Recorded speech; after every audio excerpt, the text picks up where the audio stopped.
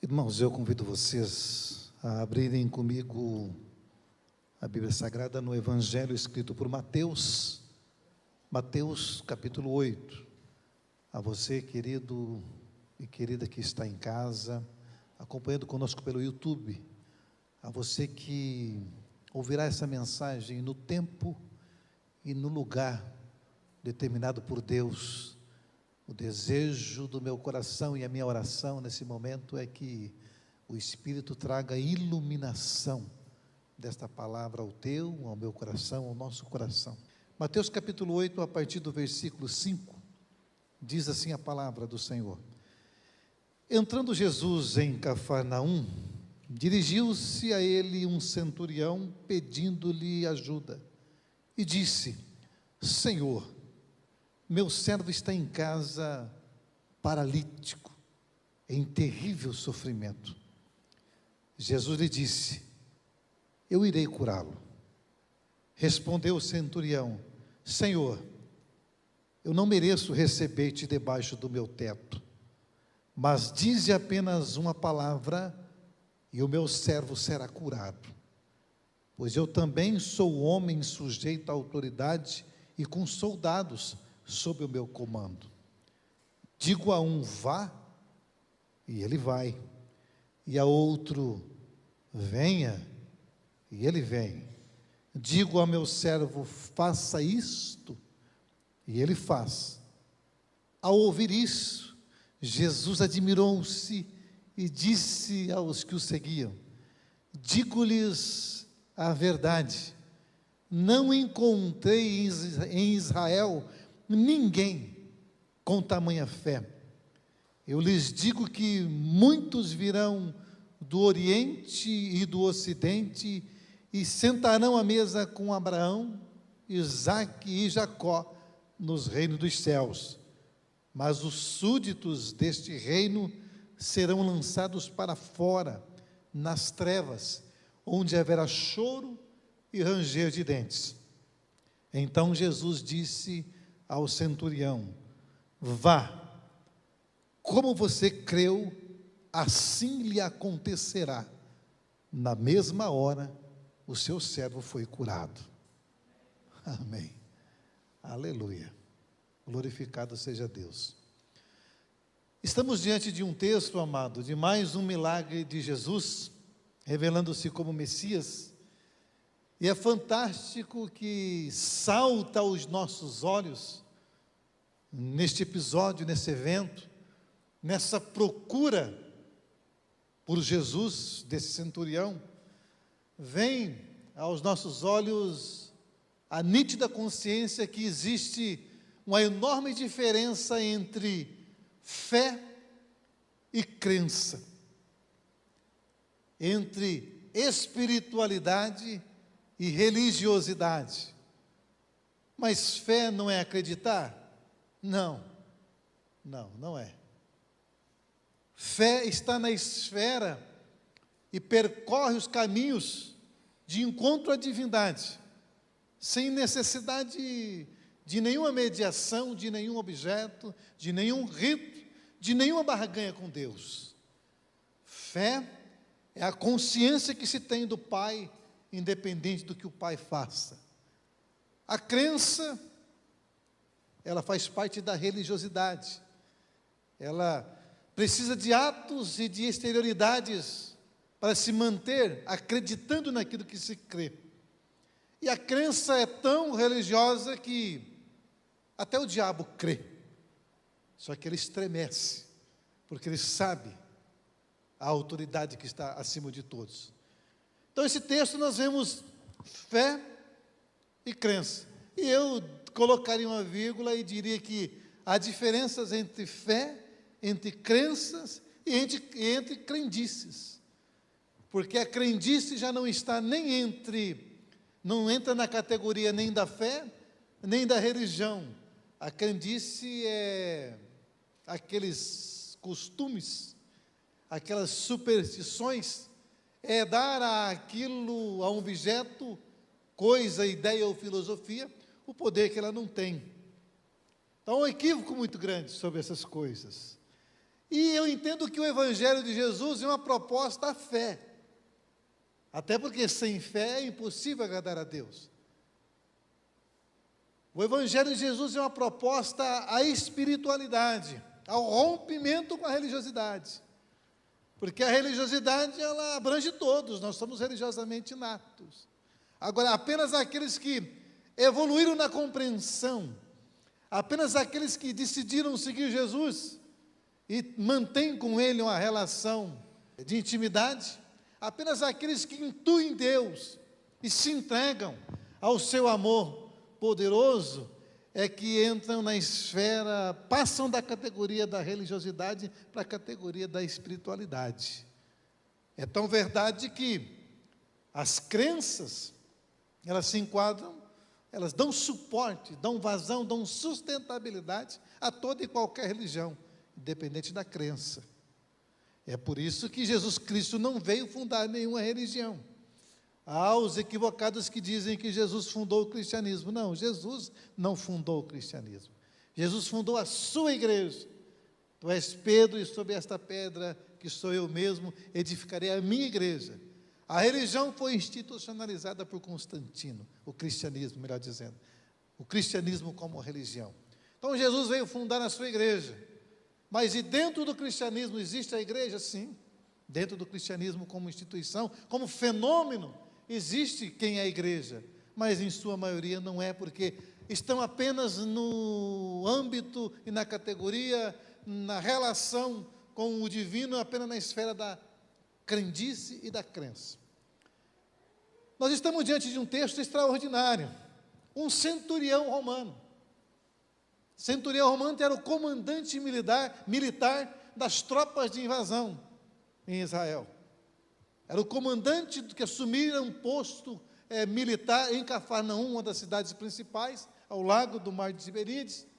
E ali ele era o representante, o comandante militar de Roma, que escravizava Israel naquela época. Esse comandante não sabia quem é Deus. Esse comandante não era judeu. Aliás, qualquer invasor é considerado como inimigo. Qualquer um que esteja oprimindo um povo, ainda que ele represente um poder, um império romano, ele é odiado principalmente pelos judeus. Mas é interessante que esse homem percebe, esse homem entra numa compreensão tão grande de quem é Jesus, que percebe o que os seus pares, seus discípulos e a nação de Israel não percebem. Ele diz que ele procura Jesus pedindo ajuda. Primeiro, é um homem de um coração extraordinário. Mas como pode alguém que não conhece a lei de Deus? Ele não conhecia a lei de Deus. Como que pode alguém que é do Império Romano, é outro povo, grego-romano, como pode alguém ter um coração tão sensível ao ponto de olhar para o seu escravo enfermo, adoecido, e ter compaixão e procurar Jesus? Mesmo correndo o risco de não ser aceito. Porque se Jesus fosse um religioso, nem falaria com ele, porque ele era romano, ele era gentil, romano, ele não era da nação de Israel. Mas ele tinha um coração fantástico, ele amava, vendo o seu servo, Lucas vai dizer que ele vendo o seu servo a quem ele amava, seu escravo. Mas nós não temos essa compreensão, porque hoje nós não temos escravos. Ele amava o seu escravo, ao ponto de interceder, de buscar a ajuda de Cristo. Escravo na época não tinha valor nenhum, absolutamente nenhum. Se estivesse doente, era bom que adoecia e morria logo, que era considerado como coisa, como objeto, como serviçal para todos os desejos do seu patrão. Mas esse homem, sem ser alguém que conhecia, entre aspas, Deus, ele compadece do seu escravo, me fazendo entender que fé e espiritualidade, ela se resolve na prática, ela se manifesta na prática, ela se concretiza nos atos e não na fala. Porque, digamos de passagem, se eu perguntasse para algumas pessoas que quisessem ser batizadas hoje, quero ser batizado aqui na comunidade cristã, vivo está em Arapongas, o que eu tenho que fazer? Não, fazer umas perguntas para você, fazer aqui umas perguntas, ver se você pode ser batizado ou não. Primeira pergunta, você crê em Jesus Cristo? Opa, eu creio. Você crê que Jesus Cristo morreu na cruz para perdoar os meus pecados? Creio. Passou no teste. Segunda pergunta, crê que Deus ressuscitou Jesus dos mortos, que está no céu agora intercedendo? Creio. Passou no teste. Vocês acham? Pode batizar o rapaz? Sim ou não? Ele crê. Crê em Jesus, crê que Deus ressuscitou do morto, crê que Jesus foi para o céu, crê que a igreja é uma agência do reino de Deus. Vamos batizar. Errado. Se você fizesse essas mesmas perguntas para o diabo diria a mesma coisa. Vamos batizar o diabo? Não. Porque crença e fé são coisas diferentes. Tudo isso que eu falei são conjunto de catequeses, são conjunto de doutrinas que nós ensinamos, são verdadeiras, claro que são totalmente verdadeiras, são bíblicas, foram ensinadas por Cristo, porém não basta saber, não basta crer, esse crer é de acreditar e não de ter fé. A fé ultrapassa a crendice, a crença, melhor dizendo. A fé está no campo da obediência, a fé está no campo da compaixão, a fé está no campo do fazer algo. Tiago diria a mesma coisa, dizendo que a fé sem obras, ela é morta. Aí é uma reflexão para nós nessa noite. Nós temos fé ou apenas crenças? Mas Paulo, eu participo do culto de vocês todo domingo, dou até contribuição financeira, canto aqui em cima, prego, toco, não significa nada, se você não tiver fé. O que o centurião vem trazer nessa noite, como proposta do encontro que teve com Cristo, é que ele reconhece a autoridade total, completa de Jesus Cristo. E é tão verdade que ele diz, Jesus falou, eu vou lá curar o seu servo, vou lá na tua casa. Que bacana, quem não queria Jesus num lugar desse? Quem não queria Jesus na sua casa? Jesus aparecesse, não, eu quero ir posar na tua casa, quero lá comer um churrasco com vocês. Meu pai, você ficava doidinho querendo levar Jesus para casa. Não, vamos levar Jesus para casa, porque da lá ele, já lá ele faz um churrasco para ele, o talher que ele comer então ficou sagrado. O talher que ele comer vai ser agora santo, porque Jesus comeu. Imagina a cadeira que ele sentar, vai ser a cadeira que ninguém mais senta, vai ser a cadeira de Jesus para sempre aqui na nossa casa, a cadeira dele, sentou, Tem o pessoal até que coloca a cadeira para Jesus no palco, no púlpito. Jesus. O centurião faz o contrário, fala, não, Senhor, eu não sou digno que o Senhor entre na minha casa. Ou seja, eu já entendi quem o Senhor é, eu não preciso de fetiches mais, eu não preciso de coisa, porque coisa está na esfera da crença. Eu não preciso de objetos santos, objetos sagrados, templo sagrado, que não é sagrado. Aqui, você já viu aquela plaquinha escrita assim, Jesus está aqui, nos templos evangélicos? Não, Jesus está aqui, se você estiver aqui, você saiu, fechou a porta, Jesus foi embora. Jesus só está aqui, como onipresente, ele está em todo lugar. Ele só está aqui porque você está aqui, porque ele habita em gente, ele não habita mais em templo. Nós não precisamos mais de templos para ver Deus, templo porque Deus está no templo. Nós não precisamos mais de objeto, não precisamos de mais nada. O Antigo Testamento é cheio de simbologias. É a estola sacerdotal, é o azeite, é o óleo ungido, era o incenso, era o sacrifício, era tudo. Tudo isso simbolizando Cristo. O centurião que nunca viu falar nisso, o centurião que não tinha o seu exercício na fé de Israel, percebeu, fala, Senhor, inclusive o Senhor não precisa nem de ir na minha casa, porque eu entendi quem o Senhor é, eu tenho fé no Senhor. Aleluia. Essa esfera da espiritualidade que eu digo para você, que é diferente das coisas. Eu já disse para você, nós somos seres humanos que buscamos coisas, materiais sensíveis, coisas para atribuir a ele um poder religioso. Nem mesmo o pão e o cálice da ceia têm poder neles, que são símbolos, são pedagógicos, são elementos que simbolizam o que Cristo fez espiritualmente. É só para eu e você desenvolver em nós a nossa consciência. pessoal às vezes fala: pastor, você não vai lá em casa ungir a minha casa? Falei: não, irmão, a casa não. Mas tem problema ungir? Tem. Porque a gente acostumou que deveria ungir a casa, o portal, o carro. Não, amado, isso aí é crendice, não precisa disso.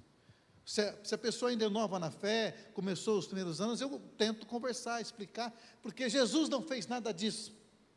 Então não há essa necessidade. O único lugar que fala de unção é Tiago, que diz que se alguém estiver doente, chama os presbíteros da igreja, e esses ungindo-o com óleo, poderá ser que, e orando por eles, a oração da fé salvará o enfermo.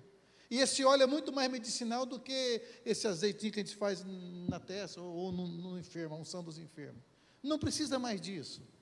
Eu estava ouvindo esses dias, gostei muito, ouvindo o padre Fábio de Mello, gosto de ouvir a sua fala, que é um homem inteligentíssimo, ele dizendo que sobre essa necessidade de coisas, de tocar coisas, e de mediadores, de intervensores que entre nós e Deus, ele usa uma palavra interessante.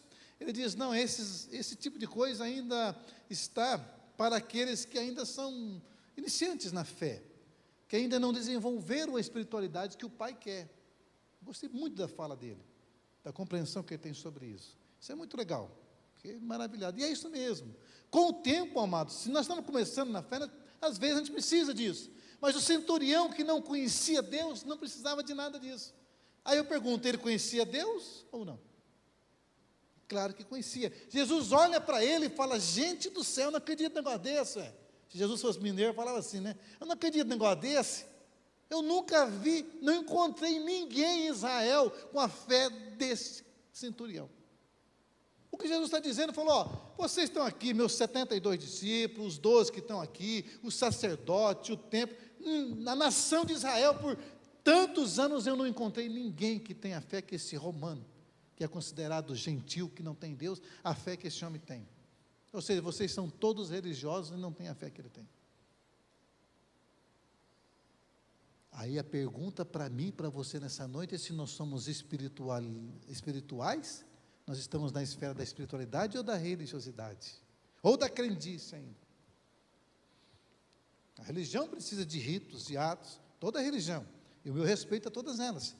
Você vai nas religiões de matriz africana, precisa lá da galinha preta, do despacho, do passe lá com pipoca. Você vai na religião espírita kardecista, tem um momento da mesa, da evocação dos mortos, precisa de um ritual para aquilo. Você vai, em todas as religiões tem os seus elementos, que precisam, as suas barganhas com Deus, as suas trocas para que a divindade abençoe, ou para que a divindade não te amaldiçoe, para que agradar a divindade, você precisa oferecer seu sacrifício, suas formas. Isso não muda, não difere em nada. Na igreja evangélica é a mesma coisa. A igreja evangélica brasileira, com seu sincretismo religioso, tende a mostrar muito mais crendice e crença do que fé. Porque nós estamos parecendo um judaísmo atual. A igreja evangélica hoje começou a ter candelabro, chofar, arca da aliança, história, tem um monte de pastor com as coisas brancas, com quepá. Filho, ok, faça isso, mas é religião. Não tem nada a ver com o evangelho. O evangelho é simples. Ele falou: Senhor, não precisa ir na minha casa, eu não quero que o Senhor vá na minha casa. Não é que eu não quero, eu não sou digno. E ele diz o porquê que ele diz que não quer que Jesus vá, que não é digno. Ele fala: olha, eu sou um centurião. Sabe quem era o centurião romano? Era um comandante militar que cuidava de uma centúria, 100 soldados romanos, de 60 a 100 ou um pouco mais. Era um homem que era um comandante de um posto militar que cuidava de toda a ordem naquela região de Cafarnaum. Cafarnaum está na Galileia, lá ao norte de Israel. Esse homem é o responsável por isso. Ele fala: eu sou um homem sob autoridade, ou seja, eu tenho que prestar contas, tem gente acima de mim. Eu conheço, Jesus, perfeitamente a hierarquia. Eu tenho homens que me mandam, que me dão ordens e que eu obedeço. E abaixo de mim eu tenho soldado que, se eu falar, faça isso, ele faz na hora, sem questionar, porque eu tenho autoridade para isso. O que ele está dizendo: Jesus, eu conheço muito bem as hierarquias de autoridade humanas. Agora eu conheço muito mais, aleluia, que tu és a maior autoridade sobre o universo. E se o Senhor disser uma palavra, meu servo, estará curado, porque o Senhor tem poder sobre todas as coisas. Isso é fé.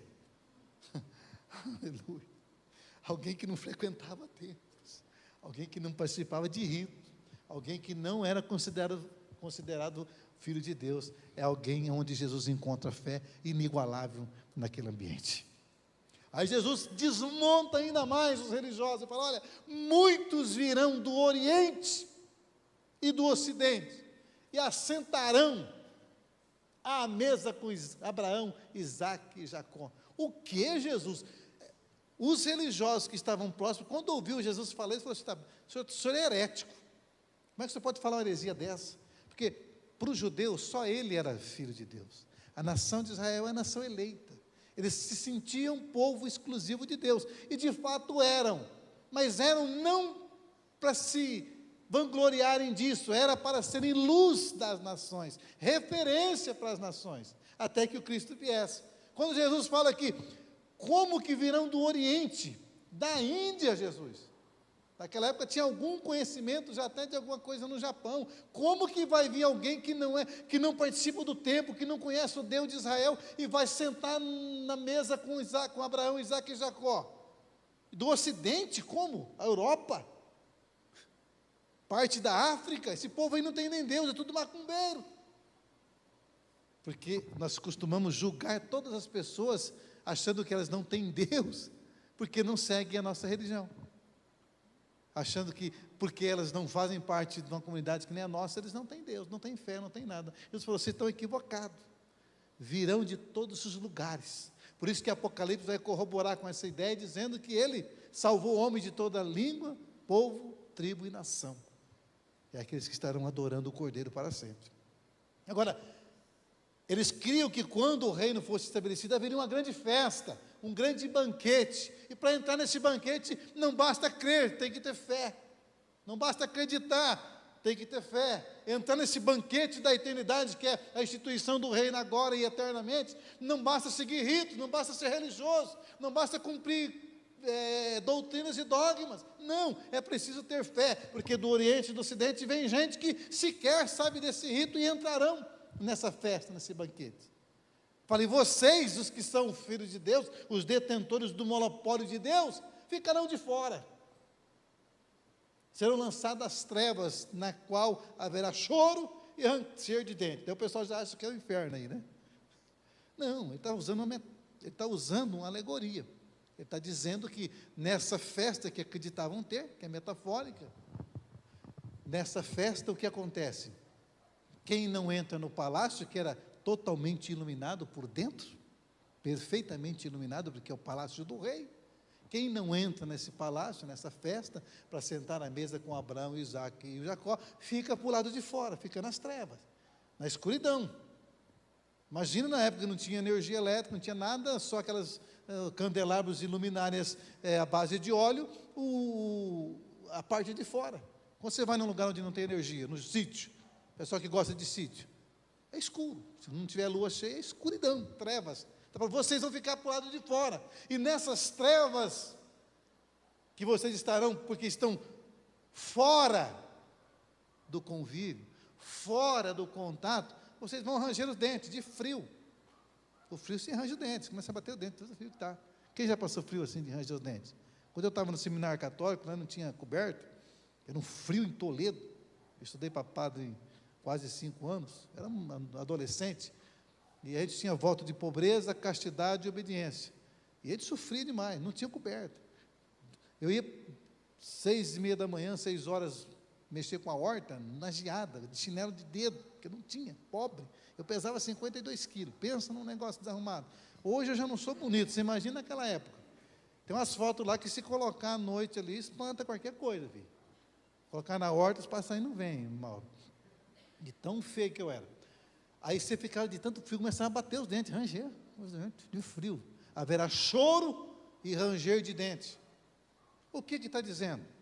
Está dizendo que aquele que não tem essa fé do centurião, que fica apegado em coisas, em crendices, em ritos, em religião, vai ficar fora do convívio de Deus.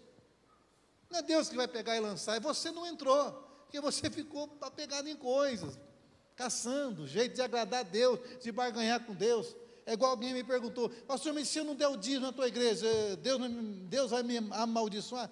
Rapaz, Deus não amaldiçoa ninguém. Não tem esse negócio de dar dízimo, não dar dízimo, para com isso. Você está barganhando com Deus. Você tem que dar dízimo se você tiver um coração voluntário, porque se você converteu de verdade, você não dá só dízimo, você dá o que precisar para ajudar. Não é barganha, mas se eu não der isso, se eu não trouxer isso, trazer aquilo, Deus vai me amaldiçoar. Para, isso é coisa lá do Antigo Testamento, Antiga Aliança. No Novo é em amor, é voluntário. Trabalhe, luta, Deus te abençoe, te dá sabedoria, dá graça, e tenha um coração voluntário, ajude quem precisa ajudar, ajude aqui, ajude teu irmão, a cunhada, o vizinho, quem precisar, socorra o próximo. Não tem mais barganha com Deus, não tente agradar a Deus, você não consegue. A única forma de agradar a Deus é crer, é estar nessa espiritualidade. O centurião entendeu isso, Senhor, eu não sou digno que entre na minha casa, diga uma palavra e meu servo ficará curado. Vai, está curado. Ao poder da fé, ao poder do milagre. Espiritualidade e religião.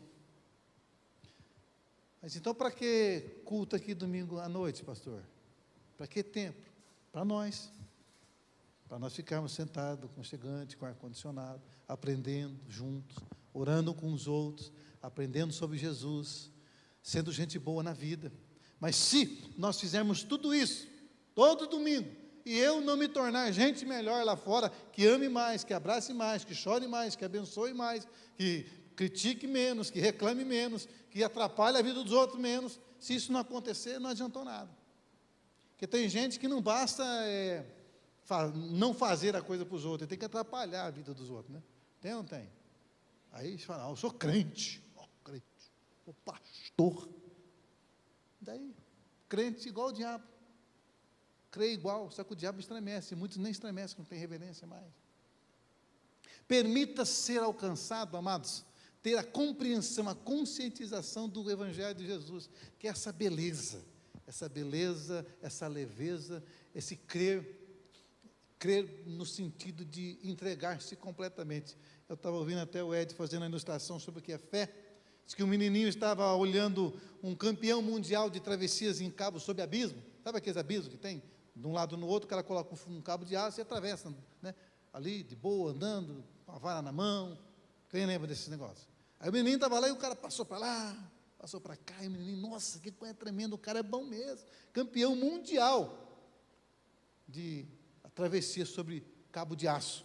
Aí o cara foi de novo, voltou com a varinha na mão, aí perguntou para o menininho, falou, e esse carrinho de pedreiro que tem aí?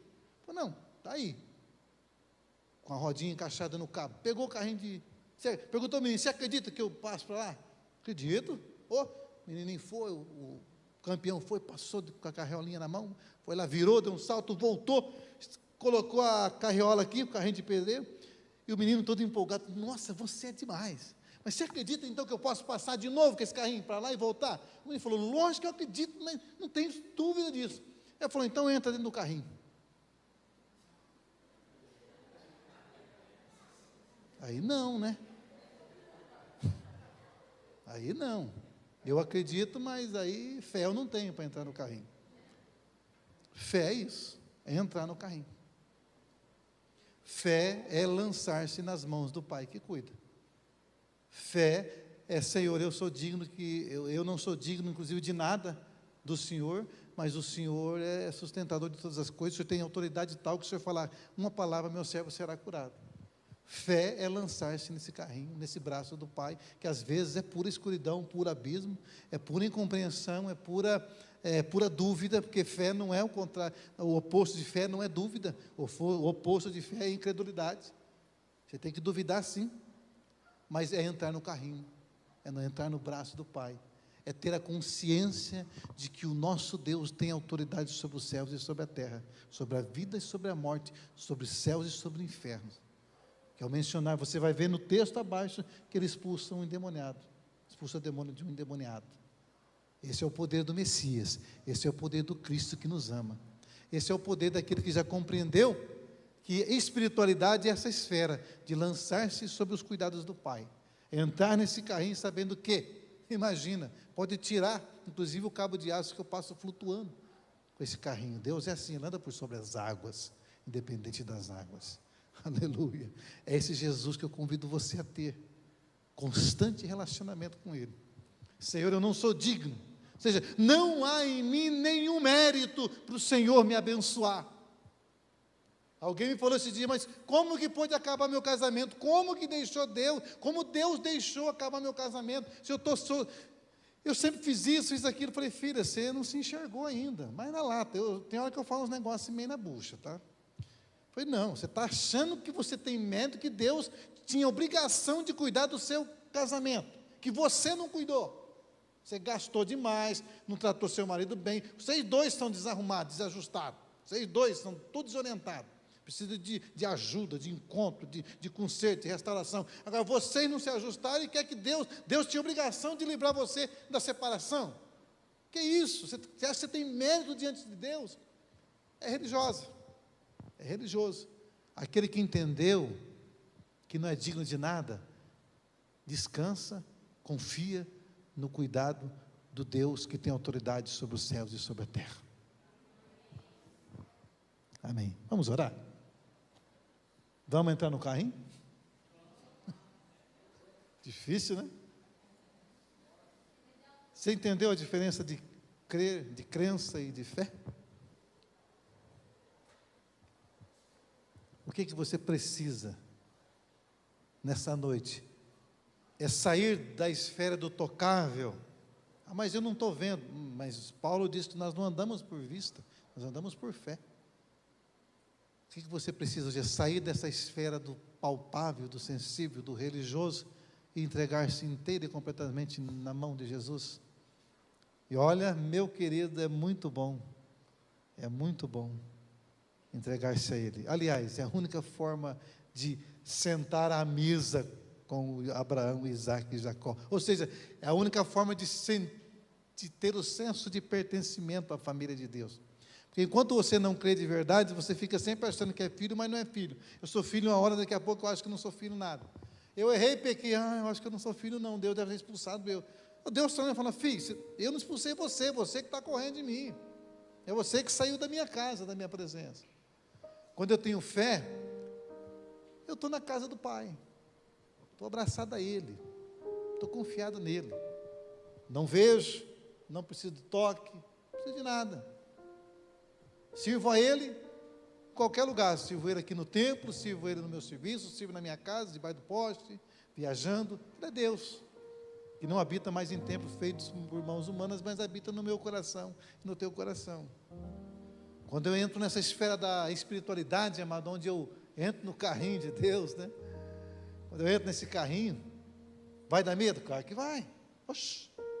Mesmo Deus conduzindo um carrinho desse, eu falo, meu Senhor. O Pedro não ficou com medo? Na hora que ele foi andar por sobre as águas? Ficou com tanto medo que afundou. Porque enquanto nós estivermos com essa carne, com essa humanidade, com essa psique fóbica, enquanto nós somos humanos, e aí não tivermos corpos gloriosos, nós teremos medo, mesmo nas mãos de Deus. Tem gente que fala, mas pastor, será que eu não pequei, porque eu estou meio com medo disso, não acredito muito que Deus vai fazer. Eu falei, filho, apenas não saia fora do carrinho, porque se você pular do carrinho, você se arrebenta, né? Cai no abismo. Permaneça no carrinho, garra nas dos dois lados, com as duas mãos, né? Tem que dar uma trepidada no meio do trajeto, que Jesus falou que ia ter muita trepidação no trajeto, mas não sai fora do carrinho. Não sai fora dos braços do Pai. Lance-se aos braços desse Pai, porque Ele é eterno, Ele é maravilhoso. Eu não sei o que passa no teu coração, eu só quero que você tenha essa fé. Eu também preciso, eu também ainda sou vacilão, tem hora, mas eu não duvido do amor do Pai, eu confio no caráter dEle. Ele é fiel. Eu confio, Ele é meu Pai, né, Gabi? Eu posso falhar como teu pai, né, filha? Mas o Pai Celeste não falha. Providenciará tudo que for necessário para eu estar à mesa com Ele. Agora, de repente, você prefere ficar na escuridão, rangendo os dentes, horrorizado, como estava, inclusive, o servo, o escravo do centurião. O que é isso? É inferno? É. Não pôs morte, inferno agora já. Porque viver na dúvida, viver na tentativa de agradar a Deus, viver na tentativa de atrair a energia da entidade, isso é horrível. Você termina um rito e já tem que fazer o outro. Tem gente que não sai de casa sem fazer um ritualzinho, porque senão o inimigo vai pegar ele. Você está doido, irmão, isso é loucura. Você não vive, dá neurose. Levante cedo, grato, Pai, obrigado por mais um dia, estou indo para a tua graça. E Deus vai cuidando, Deus vai abençoando, Deus vai cuidando, Deus vai tirando medos. Então lance-se a Ele nessa noite. Feche os seus olhos e fale com Ele.